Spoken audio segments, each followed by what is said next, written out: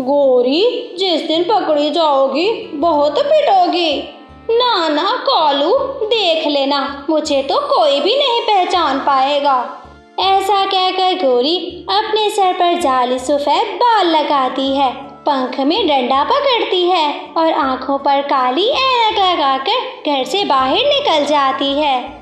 वो एक घर का दरवाजा बजाती है। कोई है, मुझ गरीब पक्षी की मदद करो, मुझे खाने के लिए कोई भोजन दे दो।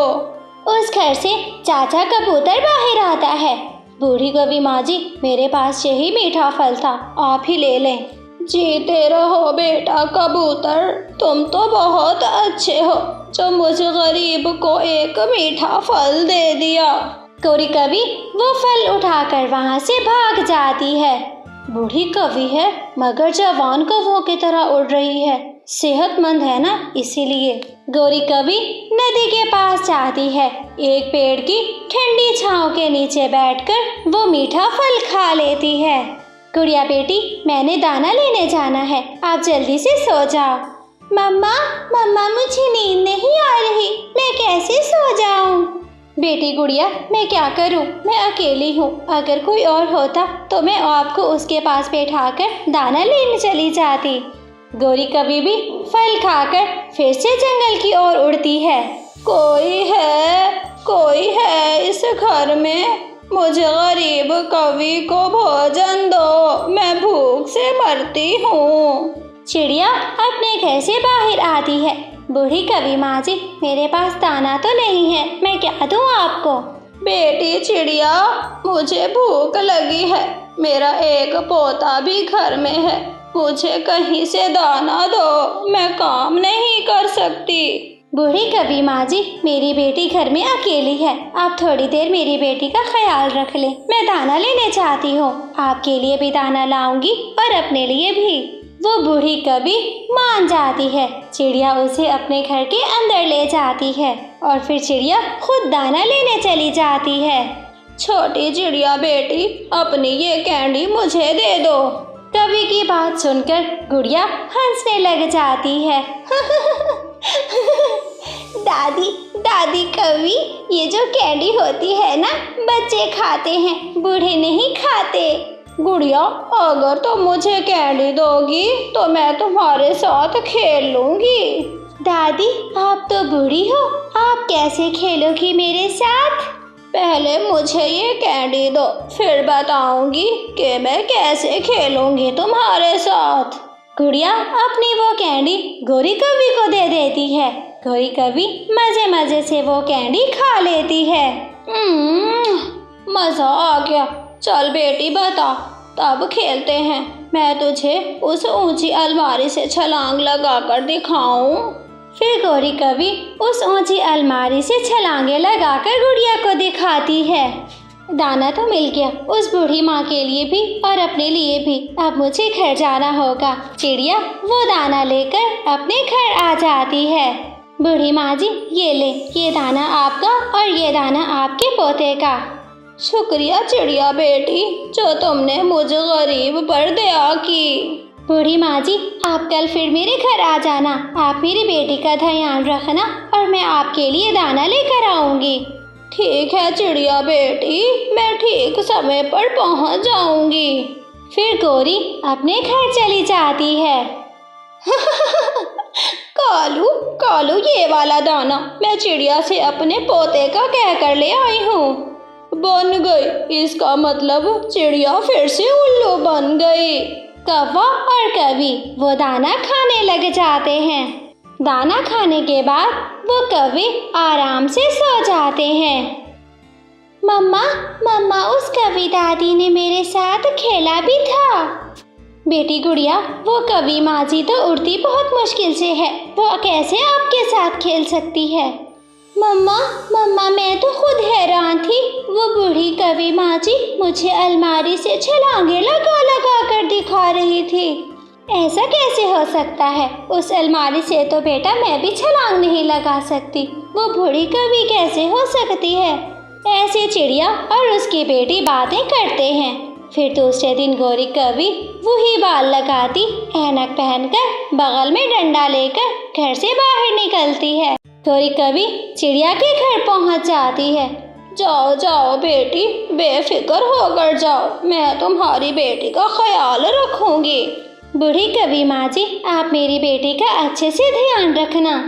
अरे बेटी तुम बेफिक्र होकर जाओ, पर आज मेरे लिए एक मीठा फल लेकर आना। मेरे दांत में दर्द है, दाना मुझसे खाया नहीं जाएगा। ठीक है माँ जी, मैं ले आऊंगी। और मेरे पोते का भी ना भूलना। चिड़िया वहाँ से चली जाती है। वो सीधा मीठे फल वाले पेड़ की तरफ जाती है। बेटी गुड़िया, आज नहीं खेलोगी मेरे साथ? बड़ी माँ जी, मम्मा ने मना किया था कि मैं आपको तंग ना करूं। बेटी गुड़िया, मेरा तो अपना खेलने को दिल कर रहा है। बड़ी माँ जी, क्या आप आज फिर मुझे उस अलमारी से छलांग लगाकर दिखाओगी? हाँ हाँ, क्यों नहीं। गौरी कभी फिर से अलमारी से छलांगे लगाने लगती है। जब रानो चिड़िया वापस आती है, गौरी कभी उससे मीठे 2 फल लेती है और अपने घर वापस चली जाती है। कालू कालू, अब तो मैं रोजाना उस छोटी चिड़िया को उल्लू बनाया करूंगी, उससे मीठा फल लेके आया करूंगी। गौरी, ये थोड़ा थोड़ा खाने से अच्छा है हम एक बार ज्यादा ही खा लेते हैं। वो कैसे कालू जी? अरे ऐसे, जब वो चिड़िया अपनी बेटी को तुम्हारे पास छोड़कर जाए तो तुम उसकी बेटी को पहाड़ों पर ले आना और मैं पहाड़ों पर चील दी को ले आऊंगा और फिर हम चिड़िया की उस बेटी को चील दी के पास बेच देंगे, है ना कालू जी? यही प्लान बनाया है ना? हाँ हाँ, मैं भी यही कहने वाला था। ये काम तो कालू बहुत आसान है, मिनटों में करेगी तुम्हारी गौरी। मम्मा मैं सच कह रही हूँ, वो वाली बूढ़ी माँ जी बहुत शक्तिशाली है। वो अलमारी पर छलांगे भी लगाती है और पीछे से उड़कर भी दिखाती है। कमाल है भाई, उस बुढ़िया ने तो हद कर दी है। मैं आज खुद पूछूंगी उससे। गौरी कभी फिर रानो चिड़िया के घर आती है। बूढ़ी माँ जी गुड़िया बता रही है कि आप पीछे की तरफ उड़ सकती हो और फिर अलमारी से छलांगे भी लगाती हो। मजाक कर रही है छोटी गुड़िया बेटी। मगर दादी कभी कल आपने ये सब किया तो था, मैं क्यों करूँगी मजाक? कहाँ बेटी चिड़िया, मुझ में इतनी हिम्मत होती तो अपना दाना ना ढूंढ कर खा लेती। फिर चिड़िया गुड़िया की बात को झूठ समझकर अपना दाना लेने चली जाती है। बेटी गुड़िया, आज तुमने अपनी मम्मा को क्यों बताया? वो तो मुझ पे शक करेंगी। बस आज के बाद मैं तुम्हारे साथ नहीं खेला करूँगी। सॉरी दादी कभी, आप मुझसे खेले ना। ठीक है, चलो आज मैं तुझे पहाड़ की चोटी पर से छलांग लगा कर दिखाती हूँ। सच? क्या सच दादी?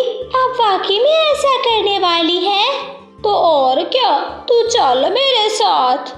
फिर वो गौरी कभी गुड़िया को अपने साथ लेकर बाहर निकल जाती है। चील दी, बड़ा नरम नरम मांस होगा उस चिड़िया का, खाकर बड़ा मजा आएगा तुम्हें। ठीक है, अगर तुम मुझे वो चिड़िया ला कर दोगे तो मैं तुम्हें पूरी 1 बोरी दानों की दूंगी। फिर कौवा चील दी को लेकर पहाड़ों पर आ जाता है।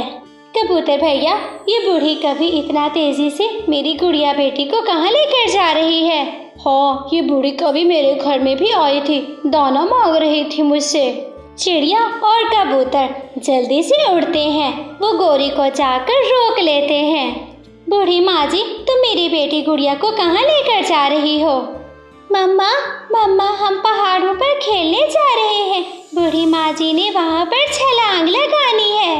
कबूतर तेजी से आगे बढ़ता है। वो गौरी के सर से सफेद बाल उतार देता है। तुम तो गौरी हो। ये गौरी की बच्ची हमें कब से पागल बना रही है। चिड़िया, मुझे माफ कर दो प्लीज, मुझे मत मारना। फिर कंकों की बनी हुई थी।